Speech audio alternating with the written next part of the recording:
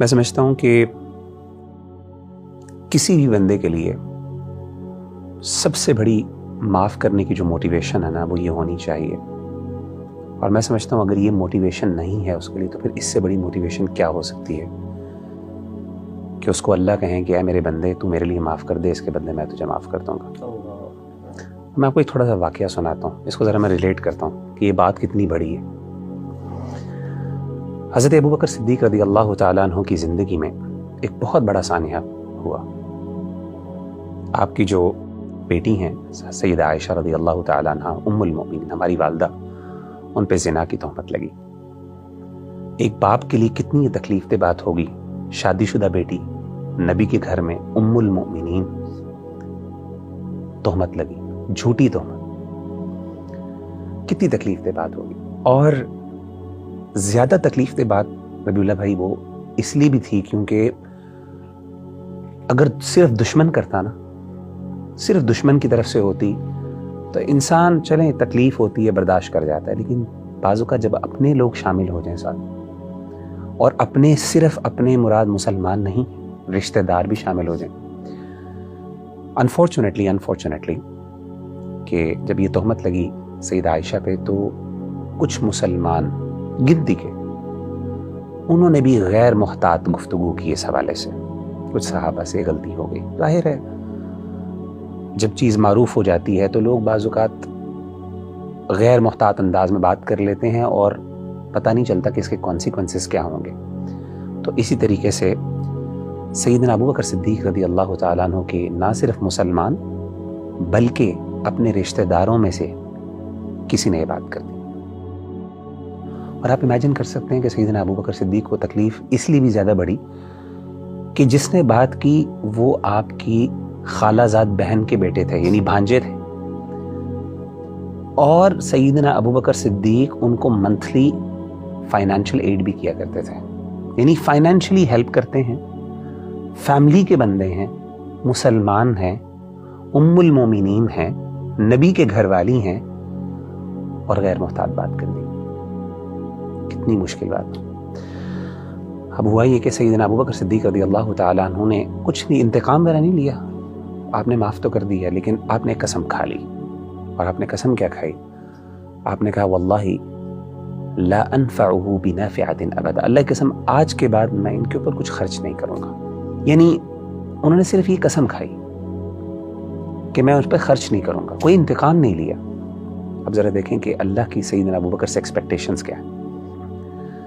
कुरान मजीद की आयत नंबर सूरत अन-नूर की आयत नंबर 22 अल्लाह ने नाजिल की। आयत क्या है? वला यअतली उलुल फज़्ल मिनकुम वस्सअति अन युअतू उलिल क़ुरबा वल मसाकीन वल मुहाजिरीन फ़ी सबीलिल्लाह, कि तुम में से वो लोग जिनको अल्लाह ने माल में वसअत दी है, जो फजल वाले हैं, उनको कसम नहीं खानी चाहिए कि वो खर्च नहीं करेंगे। किन पे खर्च नहीं करेंगे? वो जो मुहाजिरीन हैं, जो मिस्कीन हैं, और जो रिश्तेदार हैं। और जिन रिश्तेदार से गलती हुई वो मुहाजिर भी थे, मिस्कीन भी थे, और रिश्तेदार भी थे। बात अब अबू बकर के बारे में हो रही है। तुम्हें कसम नहीं खानी चाहिए कि तुम उनके ऊपर खर्च नहीं करोगे। तुम्हें क्या चाहिए? तुमसे रिस्पॉन्स क्या एक्सपेक्टेड है? जरा ये तो सुनिएगा। फलयाफू वलयस्फहू, माफ कर दो, वलयस्फहू, और दरगुजर करो। ये जो दो वर्ड्स है ना, आफू अस्सफ़ह, ये दो वर्ड ज़रा इस पे ज़रा समझें, ये वर्ड्स क्या हैं। इमाम क़ुरतुबी रहमहुल्लाह इसकी वजाहत करते हैं, बहुत बड़े मुफस्सिर हैं। वो कहते हैं माफ़ी कहते हैं तर्कु मुआख़ज़ति बिज़्ज़ंब। माफ़ी का मतलब, आफ़ू का मतलब ये है कि आपने इंतकाम नहीं लिया, सज़ा नहीं दी, दैट्स इट। लेकिन अस्सफ़ह, इसका हम तर्जमा दरगुजर करते हैं, उसका मतलब क्या है? वो कहते हैं इसका मतलब है इज़ालतु अथरिही मिनन नफ्स, कि इंसान अपना दिल भी साफ कर दे। अब ज़रा इमेजिन करें कि अबू बकर की तकलीफ़ को ज़रा इमेजिन करें, एक बाप की तकलीफ़ को, और अपने मुसलमान रिश्तेदार जिन पे ख़र्च करते हैं, जिन पर एहसानात करते हैं, उनसे ये गलती होगी और कसम सिर्फ ये खाई कि खर्च नहीं करूँगा। यानी खर्च करना फ़र्ज़ भी नहीं था। कौन सा ज़कात की बात थी? ज़कात भी नहीं थी, सदका करते थे, फ़र्ज़ भी नहीं था। अल्लाह ने कहा अबू बकर नहीं, माफ़ भी करना है, माफ़ करने के साथ साथ दिल भी साफ करना, यानी दिल में भी कुछ नहीं होना चाहिए। अब इमेजिन करें कि अबू बकर के लिए क्या इन रिटर्न है। یعنی ٹھیک ہے اللہ میں کر لوں گا، یہ بہت بڑی بات ہے کہ چلے بندہ کہتا ہے معاف کر دیا، لیکن دل نہیں صاف ہوتا. دل میں جو تکلیف اور وہ دل کا زخم جسے کہتے ہیں نا، وہ تو صرف جس کو لگتا ہے وہی محسوس کر سکتا ہے. اللہ نے کہا کہ ابو بکر الا تحبون ان یغفر اللہ لکم، کیا تم نہیں پسند کرتے کہ اس کے بدلے اللہ تمہیں معاف کر دے؟ اچھا ربی بھائی آپ نا ذرا اس بات پہ غور کریں. میں آپ سے ایک سوال کرتا ہوں، مجھے یہ بتائیے کہ سیدنا ابو بکر صدیق رضی اللہ تعالیٰ عنہ کیا کوئی بہت گناہ گار آدمی تھے؟ نبی کے بعد ابو بکر صدیق رضی اللہ تعالیٰ اس امت میں سب سے بہترین، اللہ معاف کرے، کیا کوئی ان سے بڑا گناہ، کوئی چوری، کوئی شراب، کوئی اس طرح کی غلطیاں ہوتی تھیں؟ بالکل. آپ مجھے بتائیں ان کے لیے معافی کی موٹیویشن کیا ہے؟ یعنی کوئی مجھ جیسا گناہ گار ہو تو وہ اس کے لیے تو معافی کہ جی سارے گناہ معاف ہو جائیں گے، تم اس کو معاف کر دو، اس کے لیے تو موٹیویشن سمجھ آتی ہے. لیکن ابو بکر کے لیے کیا اس میں موٹیویشن تھی کہ ابو بکر نے کہا، جیسے ہی اللہ نے کہا الا تحبون ان یغفر اللہ لکم، تو سیدنا ابو بکر نے کہا بلا یا ربنا، اے میرے رب کیوں نہیں، ہم پسند کرتے ہیں اور اس کے لیے سب کچھ قربان کرنے کے لیے تیار ہوں کہ تم مجھ سے راضی ہو جاؤ. میں نے اس پہ غور کیا، میں نے کہا یار کیا اس میں ایسی چیز ہے؟ تو مجھے اس بات کا احساس ہوا کہ یہ جو اللہ کی رضا اور اللہ کی جو معافی ہے اور اللہ کی خوشنودی ہے نا، اس کی لذت کا احساس نا یہ بہت کم لوگوں کو ہوتا.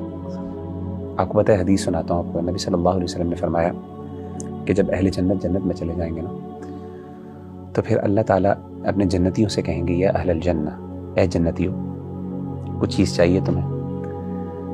تو جنتی کہیں گے اللہ کون سی ایسی چیز ہے دنیا کی نعمت یا کوئی ایسی نعمت جو ہم امیجن کر سکتے ہوں جو ہم نے مانگی اور ہمیں نہ ملی ہو؟ اللہ کہیں گے کیا میں تمہیں اس سے افضل کوئی چیز نہ دوں؟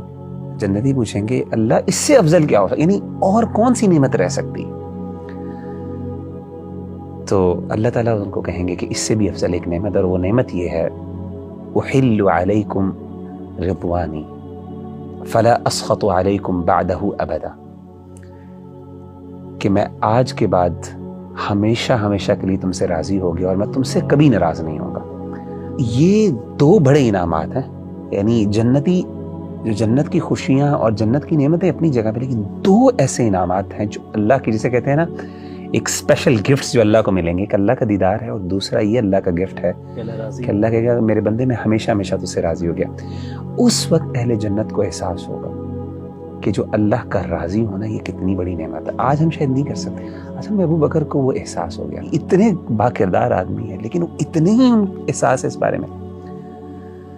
ربیع اللہ بھائی میں سمجھتا ہوں کہ one of the major reasons why ہم کیوں نہیں لوگوں کو معاف کرتے ہیں، ہمیں لگتا ہے شاید معاف کرنے سے نا ہم چھوٹے ہو جائیں گے. انا کا مسئلہ ہے نا، یعنی لوگ کیا کہیں گے، یار انتقام نہیں لے سکا، بیچارہ مجبور تھا، کمزور آدمی تھا، کیونکہ نیچرلی وہ بیچارہ کمزور ہوتا ہے وہی انتقام نہیں لیتا، لیکن جس کے پاس اختیار ہوتا ہے زیادہ، وہ اللہ معاف کرے اس کو ایسی جگہ پہ پہنچا کے آتا ہے کہ وہاں پہ ہم امیجن نہیں کر سکتے.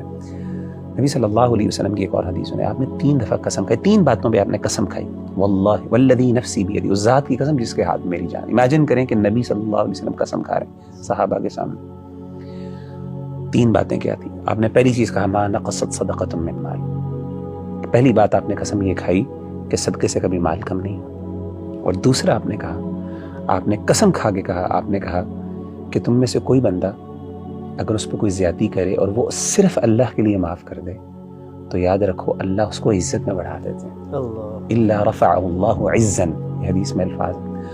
اور تیسری آپ نے قسم کھا کے بات کہی کہ وہ شخص جو اللہ کے لیے عاجزی اختیار کرتا ہے، ہیوملٹی ایکسپریس کرتا ہے، یہ اللہ اس کو بلندیاں عطا کرتے ہیں. تو یہ اصل میں نا میں سمجھتا ہوں نصیب کی بات ہے. یہ ایک فہم کی بات ہے، سمجھ کی بات ہے، اپروچ کی بات ہے. اگر انسان اس انداز سے اور زاویے سے سوچنا شروع کر دے، میرا خیال ہے انسان کا دل بڑا ہو جاتا ہے.